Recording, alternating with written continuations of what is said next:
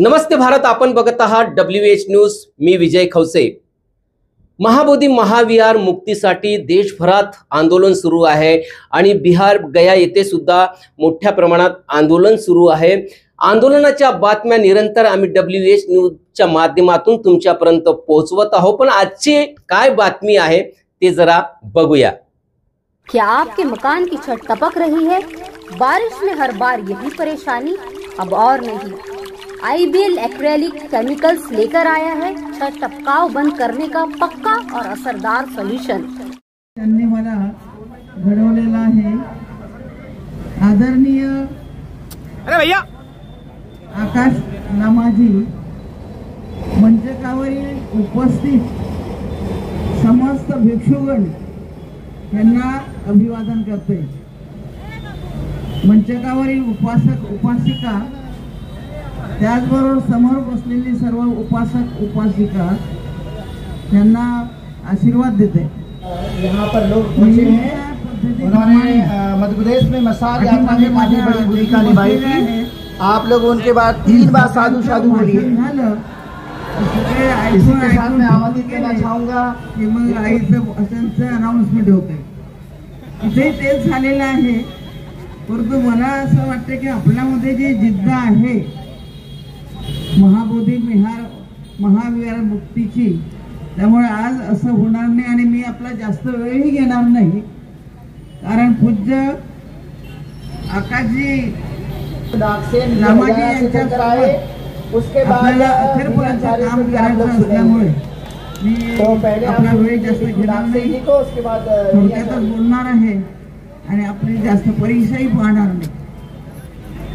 आज अनागरिक धम्मपाल यांना सर्वप्रथम अभिवादन करते आणि त्यांनी केलेल्या कामाचं म्हटलेलं आहे, बहुभासती धम्म कायेन पसती।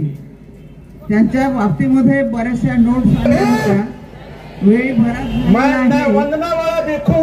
आदरणीय अनागरिक धम्मपालजींचं पुस्तकामध्ये आपण वाचून घेतलेलंच आहे आणि मी जेव्हा जेव्हा भाषण करते तेव्हा तेव्हा मी पुस्तकातनं बोलण्याच्या ऐवजी माझं जीवन कसं घडलेलं आहे त्यावरच मी प्रत्येक वेळी बोलण्याचा प्रयत्न करते। कारण आज ह्या वयामध्ये मी साहेबांनी सांगायची वय वय करू नका, वय म्हणजे एज, आणि तेही सांगायचे की ठीक आहे म्हणजे मिसेस गवईंनी सांगितलं की वय मोजायचं नाही, आणि मी सुद्धा ह्या वयामध्ये सगळ्यांना सांगते की मी काय खाते, कशी राहते, किती वेळ काम करते हे पाहायचं नाही। मी त्याप्रमाणे करा, कारण की शाळेत गेल्यानंतर गेला दोन्ही डोळ्यामध्ये अश्रू इतक्या कुठे अजूनही मला तपास नाही लागला की 1 वर्षभर एवढं डोळ्यातून पाणी पडत होतं। परंतु बुद्ध धर्माच्या कर्मसिद्धांताप्रमाणे हा मानव जन्म हा अतिशय दुर्मिळ आहे आणि त्या मानव जन्मामध्ये जो भगवान बुद्धाचा कर्मसिद्धांत आहे तो आपल्याला करायचा असल्यामुळे ते पुस्तकात मला वाचायला मिळालं, बाहेर पडली ते आता मागे फिरण्याचा क्रम आहे। त्यानंतर मुलांची परवानगी घेतली आणि ज्ञानज्योती भंतेजींना प्रवज्जा मागितली होती की नाहीतरी मला संसारामध्ये काही स्वारथ्य राहिलं नव्हतं आणि पूर्ण वेळ तसे मी जास्तीत जास्त जनतेची सेवा करायची होती, फक्त पाठीमागे राहून पिक्चरमध्ये न राहता जास्तीत जास्त गोरगरिबांची सेवा करायची आणि दादासाहेब गवई यांना सपोर्ट करायचं, हेच एक माझं समर्पण होतं। तर अशा याच्यामध्ये भंतेजींनी सांगितलं की तू शुभ्र वस्त्रामध्येच जास्त काम करू शकते, आणि म्हणून तेव्हापासून मी एक शुभ्र वस्त्रामधील भिक्षुणी आपल्यासमोर सततच कार्य करत राहते। आणि माझं एक आहे की लहानपणापासून मला थकना मना है, आणि साहेबांच्या जीवनात तुम्हाला कल्पना आहे की राजकारणी माणसाचा संसार, तेही दादासाहेब गवई सारख्यांचा संसार करणं हे किती कठीण काम होतं। कारण जेव्हा माझं लग्न झालं तेव्हा दादासाहेबांच्या वर 100 केसेस होत्या।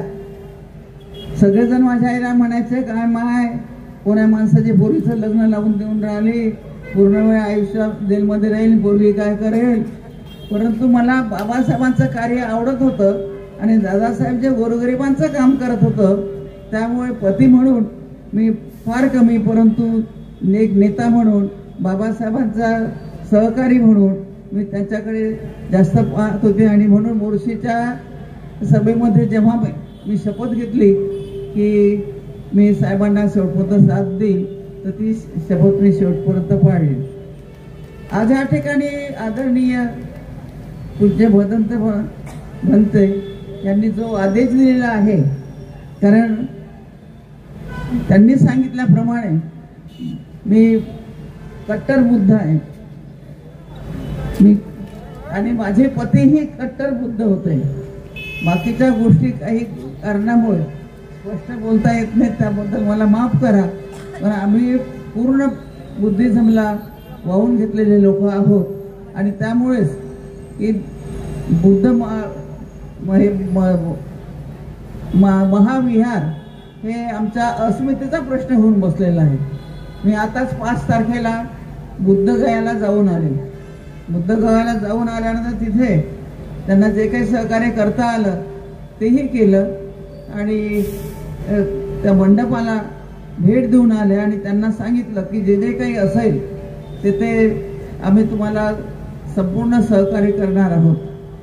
आणि आदरणीय भंतेजींना, आकाश लामाजींनाही मला हेच सांगायचं आहे की जे तुम्ही म्हणत असाल तर मी पूर्ण वेळ तुमच्यासोबत यायला तयार आहे, कारण मला थकवा माहीत नाही, झोप येत नाही आणि जोही संकल्प मी हातात घेते तो संकल्प पूर्ण केल्याशिवाय मी चुपचाप बसत नाही. भंतेजींनी जर आदेश दिला तुम्ही आदेश द्या, कारण की मला काय मरणाची भीती नाही आहे. कारण ज्या वेळेस दादासाहेबांच्या गळ्यात हार टाकला त्यावेळेस सिर कापून हातात घेतलेलं होतं, तशा व्यक्तीला तिने संसार कसा केला असेल ते तुम्ही विचार करा. कारण इतक्या थोड्या वेळामध्ये हे सांगणंही ठीक नाही आणि आजचा हा कार्यक्रम हा अगदी वेगळा आहे. समोर बसलेल्या माझ्या ज्या मुली आहेत त्या आहेत बाबासाहेब की बेटी और कमल ताईच्या लेकी. आपण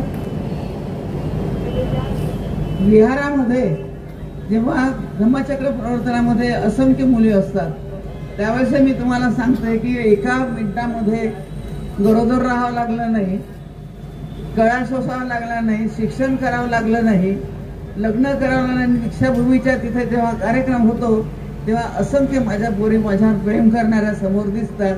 अशा ह्या पोरी यांचं वर्णन काय सांगावं भंतेजी. एक एक महिला रणरागिणी आहे, एक एक महिला की डॉक्टर बाबासाहेबांना जीवनभर साथ देणारी रमाई आहे, सावित्रीबाई आहे, वेळे प्रसंगी ती लक्ष्मीबाई पण होऊ शकते. आणि मी माझ्या जीवनामध्ये हे सारे प्रकार करून दाखवलेले आहेत. तर मी महिलांच्या बाबतीमध्ये एवढं सांगेल की भंतेजींनी, आकाश लामाजींनी आम्हाला आदेश द्यावा. ह्या रणरागिणी इथं जरी एक एक असली तरी एकेकीच्या पाठीमागे 1,000 तरी रणरागिणी आहेत. आपण आदेश द्यावा. आणि मला खात्री आहे की ज्या वेळेस, कारण आंदोलनाची काही मला काही नवल नाही आहे, मी पैदाच आंदोलन झालेली आहे आणि आयुष्यभर एवढे आंदोलन केलेले आहेत की त्यामध्ये जीवाची पर्वा न करता आंदोलन केलेलं आहे. जेव्हा भूमिहीनाचा सत्याग्रह झाला होता तर त्यावेळेस माझी मुलगी 6 दिवसाची होती. 6 दिवसाची बाई कधी जेलमध्ये जाते का पाहिलं का तुम्ही? पण आपल्या बाया जेलमध्ये बांधतीन झाल्या होत्या त्यावेळेस. तर हे उदाहरण मी देण्याचं कारण एवढं की जर आमच्या ह्या डॉक्टर बाबासाहेब आंबेडकरांच्या लेखी जर बाहेर पडल्या तर 1000ला भारी आहे, 1000ला भारी आणि 100ला गोटे मारी. तर अशा महिला, आणि जेव्हा जेव्हा आंदोलन झालं त्यावेळेस महिलांची संख्या जास्त असायची. तर भंतेजींच्या नेतृत्वामध्ये आपल्याला हे महाबुद्धी महाविहार हे मुक्त करायचं आहे. मी भंतेजींना विनंती करेल की त्यांनी आदेश द्यावा आणि त्याप्रमाणे आम्ही सर्व महिला नवे पुरुष सर्वजण त्यांच्या पाठीशी त्यांच्या आदेशाप्रमाणे राहायला तयार आहे. तर भंतेजी, मी जास्त न बोलता, कारण मी पूर्ण वेळ काम करत असं हे तुम्हालाही माहीत आहे. म्हणजे लग्न झाल्यानंतर, साहेब गेल्यानंतर तर पूर्ण कामच करते. परंतु त्याही आधी मला झोप भूक किंवा काय असा थकवा वगैरे आळस वगैरेचा काही मला काही प्राप्त होत नाही.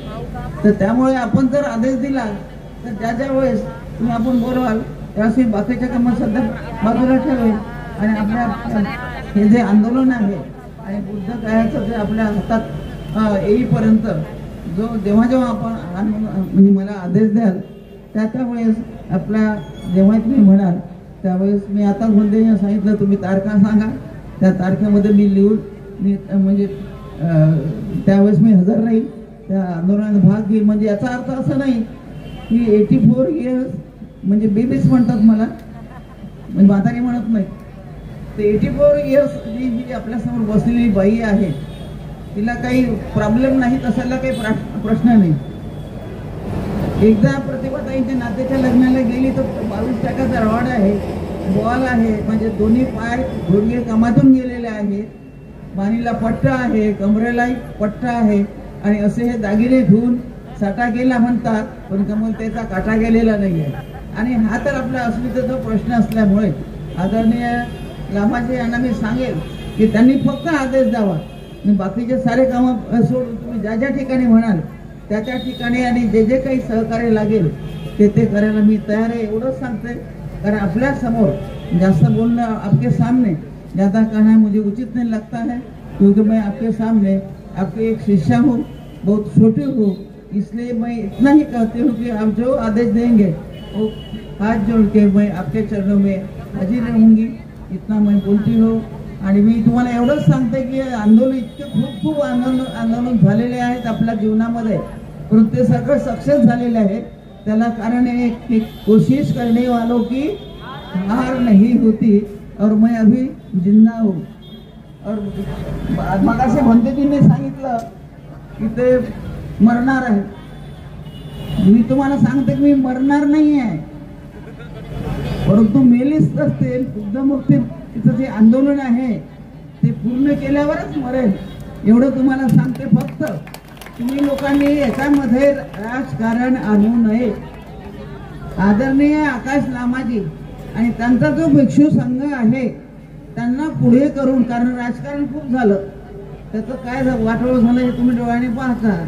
आणि राजकारणाचे वाटोळे कोणी केले हे तुम्हाला पाहिजे. मी माझ्या नवऱ्याची पत्नी आहे म्हणून मी बोलते असं नाही, पण फ्रॅक्शन कोणी केली याचा तुम्ही अभ्यास करा. ते हे स्टेज नसल्यामुळे ह्या ठिकाणी मी काही बोलत नाही. परंतु ह्या ठिकाणी धम्माच्या ठिकाणापेक्षाही बुद्धमुक्तीचं हे बुद्धगया मुक्तीचं आंदोलन हे नुसतं आपल्यासाठी नाही तर जगासाठी आवश्यक आहे. ज्या गौतम बुद्धाला त्या ठिकाणी बोधी प्राप्त झाली आणि ते बोधी म्हणजे ज्ञान, एनलायटनमेंट हे सर्व विश्वाने स्वीकारलेलं आहे. आणि असं विश्वाने स्वीकारलेलं ज्ञानाच्या ठिकाणी तुम्ही असं राजकारण आणता हे बरोबर नाही आहे. तर आपल्या समाजातील लोकांनी राजकारण आणू नये. आणि ज्या ठिकाणी जे राजकारणी लोक असेल ते कोणीही असो त्यांना सुद्धा समजायला पाहिजे की जे बुद्धगया ही विश्वाने मान्य केलेली आहे.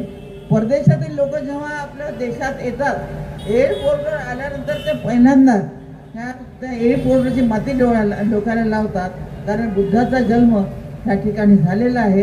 परंतु त्यापेक्षाही जास्त महत्त्वाचं म्हणजे बुद्धाला एनलायटेड म्हणजे प्रज्ञा ही बौद्धगयाला मिळाले असल्यामुळे हे संपूर्ण विश्वाचं हे एक मुख्य असं ठिकाण आहे. हे सगळ्यांनी जाणलं पाहिजे. तिथे काही एका जागेचा प्रश्न नाही. बुद्ध काही कोणत्या एका जातीचा नव्हते. बुद्धाला जेव्हा मानत असेल किंवा तथागत किंवा म्हणत असेल तर तथागत म्हणजे सत्यावर चालणारा, भगवान म्हणजे ज्याचे सगळे अवयव भग्न झालेले आहे, इच्छा आकांक्षा भग्न झालेल्या आहेत म्हणून त्याला भगवान म्हणतात. परंतु ते आपल्यासारखे एक माणूस होते. त्यांनी जी प्रज्ञा आपल्याला दिलेली आहे त्या प्रज्ञेचा स्वीकार संपूर्ण विश्वाला केलेला आहे. आणि त्या बौद्धगयाला आपण भारतीयच नव्हे तर जगातील सर्वच बुद्ध लोक आहेत ते सर्व मानतात. म्हणून सरकारचे डोळे उघडण्यासाठी ते उघड्याचं कामच करू नये, कारण त्यांना जर नैतिकता असेल आणि जगातील विश्वातील सगळे लोक जर या बुद्धगयाला मानत असतील तर त्यांनी ते बुद्धाच्याच हातात द्यावं असं मी ह्या ठिकाणी म्हणेल. जास्त न बोलता मी एवढंच सांगेन की मी तन मन धनाने आपल्या सोबत आहे. जेव्हा जेव्हा आकाशजी लामाजी यांचा आदेश आला म्हणते की आपण हे सांगा, मी बाकीचे प्रोग्राम जरी दिले असतील ते प्रोग्राम कॅन्सल करायला, आणि तुम्ही ह्याही वयात विचार करा की मी जे माझ्या शरीराचं वर्णन केलं आणि केलेलं आहे त्या वयातही 22 तास मी कसे करत असेल तर तुम्ही विचार करा. पण जिथे अस्मितेचा प्रश्न आहे तिथे जीवाची पर्वा नाही. आणि ह्याच्या आधी सुद्धा अनेक वेळा जीवाची पर्वा न करता जेवढे आंदोलन झाले समाजाभिमुख किंवा म्हणतेची इच्छा आहे की त्यांच्याशी बोलायचं, परंतु काही गोष्टी म्हणतेची थोडा म्हणजे स्पष्ट से बोलता येणार नाही. परंतु मैं तो इतना कहूँगी आपके सामने, माँ की तू कभी बदनाम नहीं होगी. तर एवढं या ठिकाणी मला आपण बोलावलं आणि आपण माझ्यावर विश्वास टाकला. परंतु मी एवढं सांगेल की आजच्या क्षणापुरतं मी रामाजींच्या साथ नाही, तर हे मुक्ती आंदोलन पूर्ण होईपर्यंत त्याच्या सोबत आहे. आणि त्यानंतरही जिथे जिथे मानवतेचे कामं असतील त्या ठिकाणी मी सगळ्यांच्या सोबत आहे. आणि आतापर्यंतच्या जीवनामध्ये माझ्या 83 वर्षाच्या कारकिर्दीमध्ये जिथं जिथं नैतिक मूल्य आलेली आहे, मानवतेची कामं आलेली आहे, तेव्हा मी कुठलाही विचार न करता त्यावेळेस त्या सगळ्यांना साथ दिलेली आहे. आताही भिक्षू संघाच्या सोबत आहे, आकाशजी लामाजींच्या सोबत आहे. त्यांनी फक्त एक बदंत म्हणून मला आदेश द्यावा आणि ह्या मुक्ती आंदोलनाचं पूर्ण होईपर्यंत मी त्यांच्या साथ आहे आणि पुढेही राहील एवढी ग्वाही देते. आणि तुम्ही जे बोललेलं आहे की माँ की तो कभी बदलाव नहीं होगी, इतना मैं हा कहती हूँ की भंतेजींची इच्छाच आहे की ते वाक्य मी म्हटलेलं पाहिजे. आणि म्हणून मी त्यांची वाटच पाहत होते की हे वाक्य ऐकायला ते इथं आहे तुम्ही गेले. तर मी आपणा सर्वांना संपूर्ण मंगलमैत्री देते. सर्वांचं मंगल हो, सर्वांचं मंगल हो, सर्वांचं मंगल हो. धन्यवाद. मित्रांनो, ही होती महाबोधी महाविहार मुक्तीची बातमी. तर निरंतर हा जो लढा सुरू आहे, चालूच आहे आणि मोठ्या प्रमाणात प्रतिसाद सुद्धा मिळत आहे. आणि हे संपूर्ण कव्हरेज आम्ही जे आहे तुम्हाला WH न्यूजच्या माध्यमातून दाखवत आहोत. फक्त तुम्ही WH न्यूजला सबस्क्राईब करा आणि WH न्यूजच्या स्कॅनरवर जाऊन तुम्ही धम्मदान करा. जय भीम, नमो बुद्धाय.